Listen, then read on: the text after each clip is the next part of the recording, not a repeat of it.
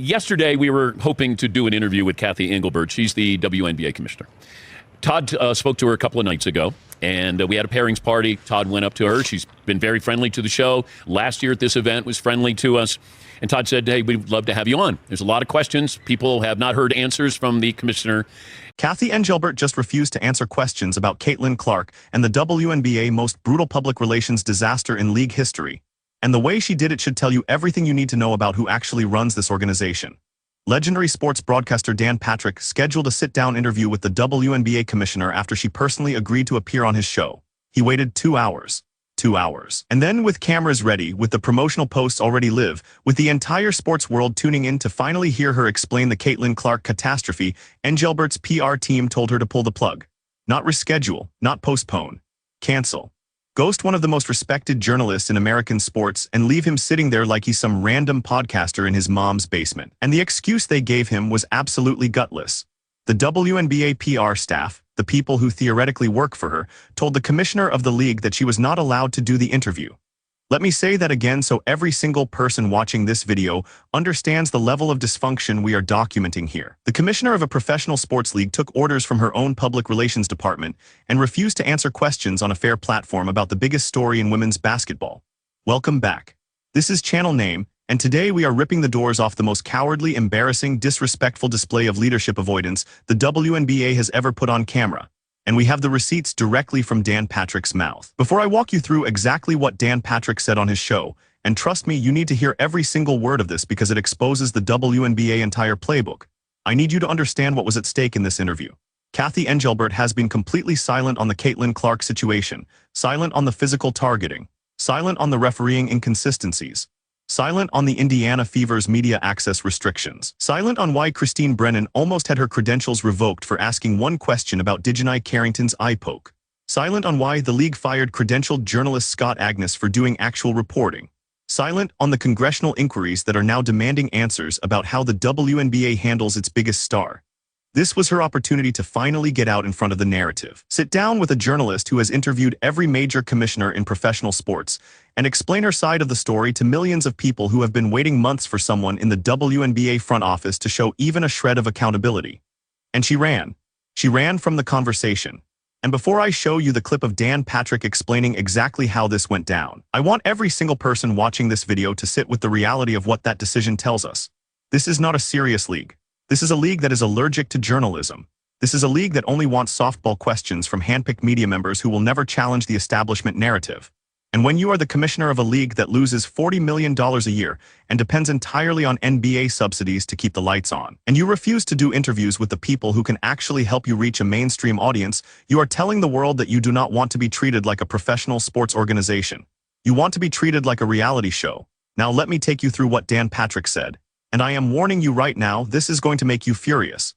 Because the disrespect is not just aimed at Dan Patrick. It is aimed at every single person who has been asking for transparency, for accountability, for someone in the WNBA to finally stand up and defend their decisions in a public forum where they cannot control the questions. Dan Patrick laid out the timeline in excruciating detail. His producer Todd approached Cathy Engelbert at a pairings party, a golf event where she was friendly, approachable, and more than willing to chat. Todd asked her if she would come on the Dan Patrick Show to discuss the WNBA biggest storylines. Caitlin Clark, expansion, the congressional inquiries, the media access controversies, all of it, and Engelbert said yes. She said yes. She agreed to the interview. She knew what the topics would be. She knew Dan Patrick's show is a fair platform that treats commissioners with respect while still asking the tough questions that fans deserve answers to. She knew Roger Goodell has been on that show. Adam Silver has been on that show. Rob Manfred has been on that show. Every single one of them prepared for difficult questions showed up and defended their leagues like professionals. Cathy Engelbert agreed to do the same thing and then she ghosted him.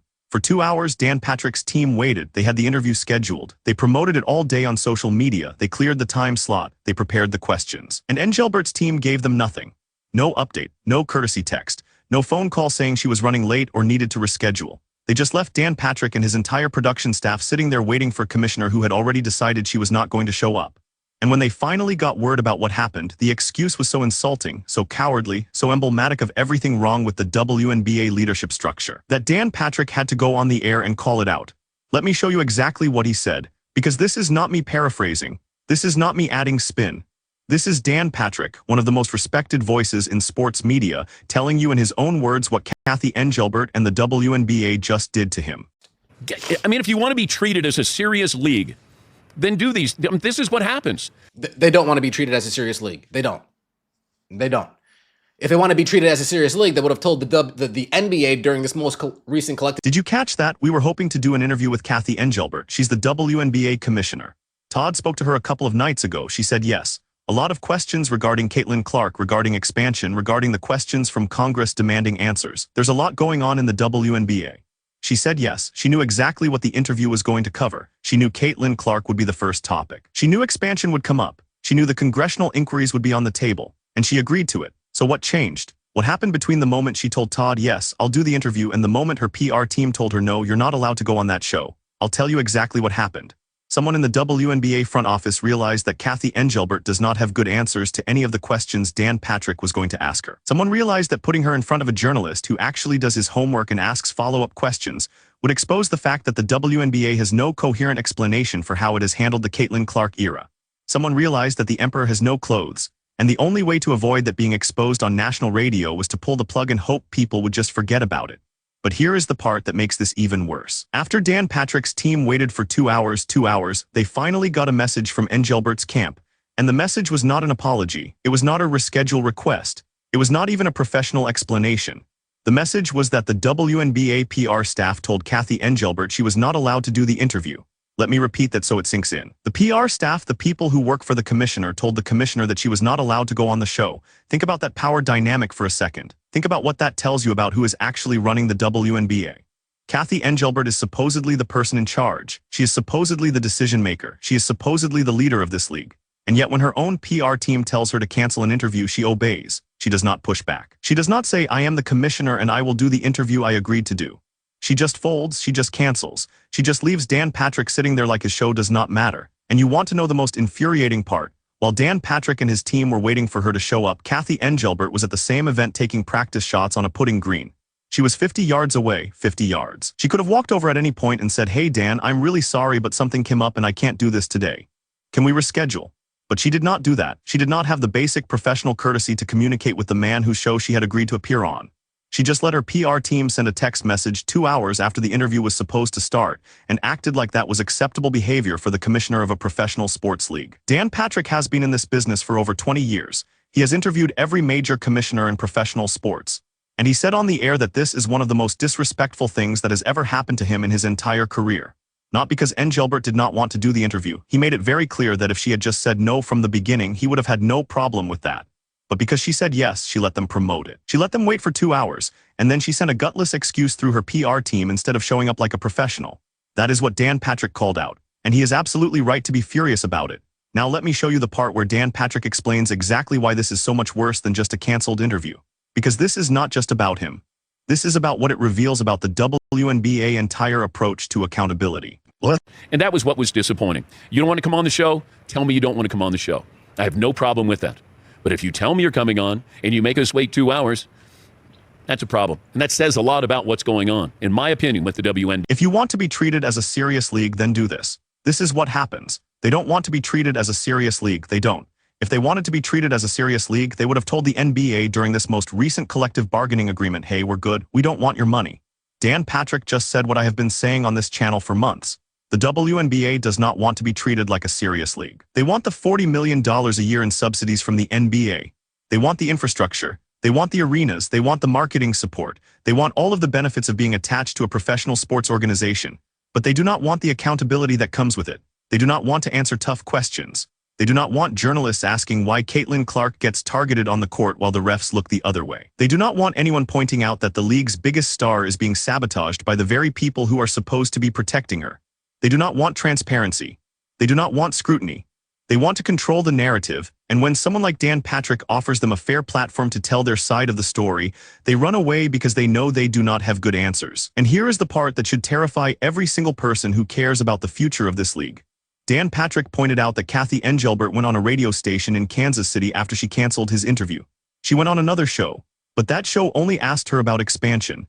That show did not ask her about Caitlin Clark. That show did not ask her about the refereeing controversies. That show did not ask her about why Christine Brennan almost lost her credentials.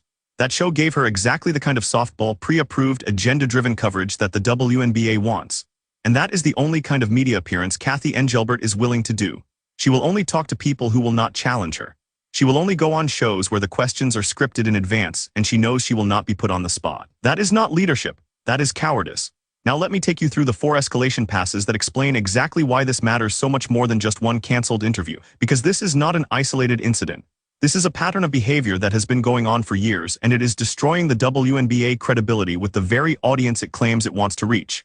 Pass 1, tactical failure. Cathy Engelbert had a golden opportunity to get out in front of the Caitlin Clark narrative and explain the league's perspective to millions of people who are genuinely confused about why the WNBA seems to be actively working against its own biggest star. She could have gone on Dan Patrick's show and said, "Here is why we did not upgrade the foul on Chennedy Carter. Here is why we think the refereeing has been fair. Here is why we believe Caitlin Clark is being treated the same as every other rookie in WNBA history." She could have made her case. She could have defended her decisions. She could have tried to win over the skeptics. Instead, she canceled the interview and let the narrative continue to spiral out of control. That is not just a missed opportunity. That is tactical incompetence. When you are the commissioner of a league that is hemorrhaging credibility, and you refuse to defend your decisions in a public forum, you are actively making the problem worse. And the fact that her PR team talked her out of doing the interview tells me they know she does not have good answers. They know that if Dan Patrick asked her to explain why Caitlin Clark gets hammered on the court while the refs swallow their whistles, she would not have a coherent response. They know that if he asked her why the league tried to revoke Christine Brennan's credentials for asking one question, she would stumble through some corporate non-answer that would make her look even worse. So instead of preparing her to handle those questions like a professional, they just told her to cancel. That is not coaching. That is sabotage. Pass 2, pattern of behavior. This is not the first time the WNBA has run away from accountability. When Chennedy Carter body-checked Caitlin Clark in the middle of a game and the league initially did nothing, reporters reached out to the WNBA office for comment. They could not get anyone on the phone. They could not get a statement. They could not get any kind of official response for hours.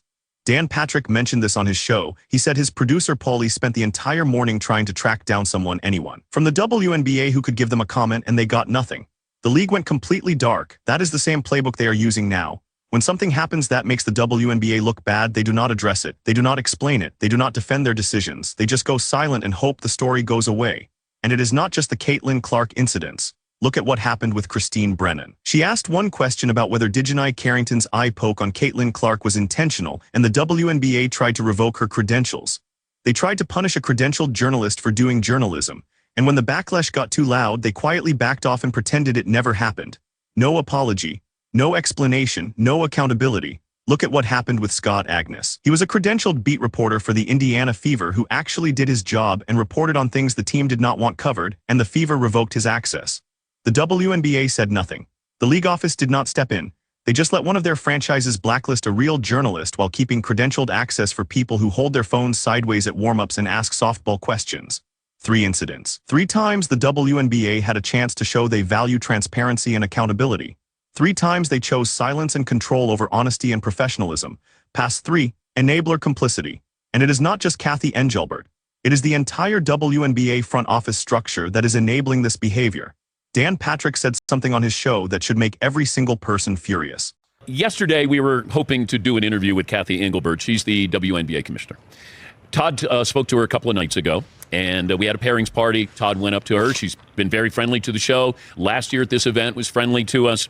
And Todd said, "Hey, we'd love to have you on. There's a lot of questions. People have not heard answers from the commissioner."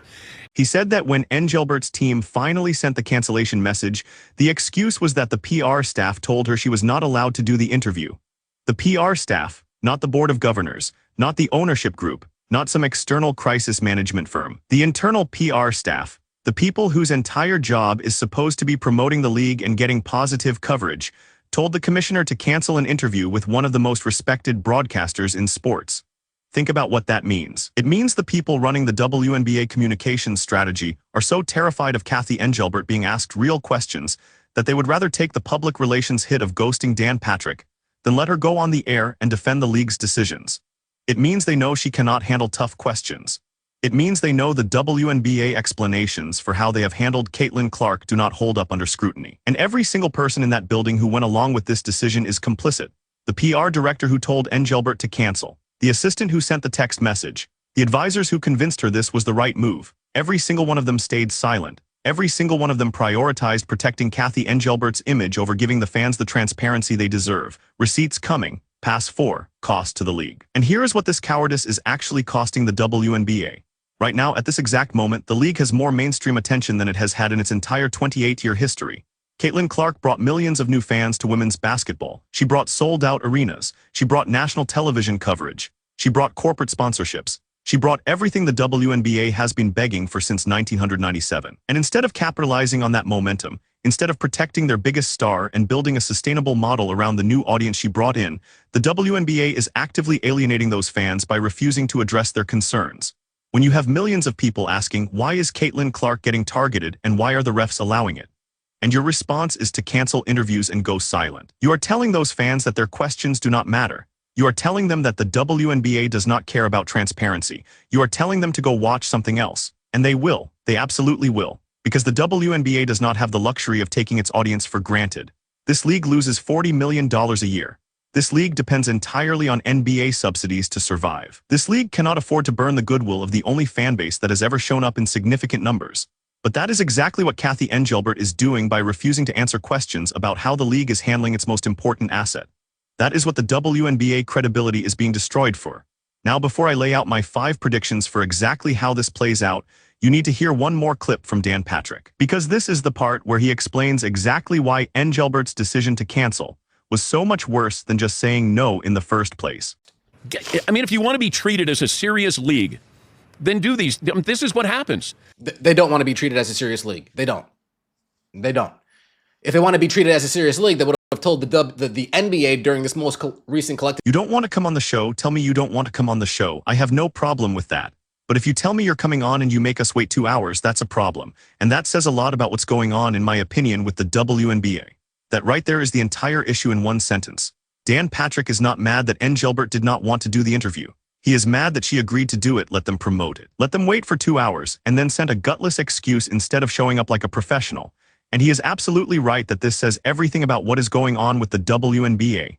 This is a league that does not respect journalism. This is a league that does not value transparency.